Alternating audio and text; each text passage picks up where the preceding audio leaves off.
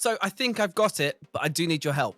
As always, the internet, let's make a game. So firstly, thank you to everyone who cast their votes. The ultimate winner was a third-person style game, but as I said in the last video, this needs to be a 2D HD, so this is going to get real interesting. So I needed to code up some movement, so here I am testing it out with a cube. Calm down, it will be 2D HD. Then I needed a testing ground, and these platformer meshes came in extremely handy.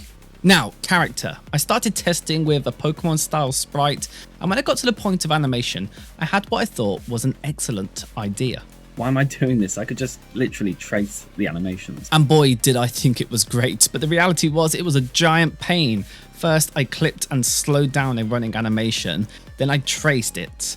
24 frames, guys, just to see if it would work. Honestly, this looks kind of cool, but I know I needed to go full hog on this one. So here I am again, retracing the traced images to redesign them, and then I had another one of my great ideas. Billboards, that was my idea, and that problem should have been sticking out to me like a sore thumb from the very start, but I still go ahead and test it, and I think I could do all of the limbs separately. But if you don't know what billboards are, by the way, basically they are just PNGs that always face you, and that is the issue I am ignoring.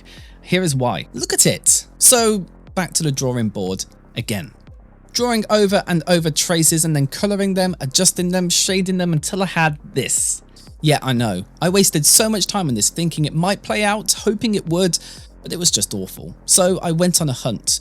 And does anyone do third-person sprites that I can buy? No, but whilst I was hunting for it, I did come across this little legend. So this is Sprite Generator. It's an old plugin for Unreal Engine 4, and all you have to do is the smallest bit of code and it spits out sprite sheets. Then whack it into Photoshop and shove it up Unreal, and voila.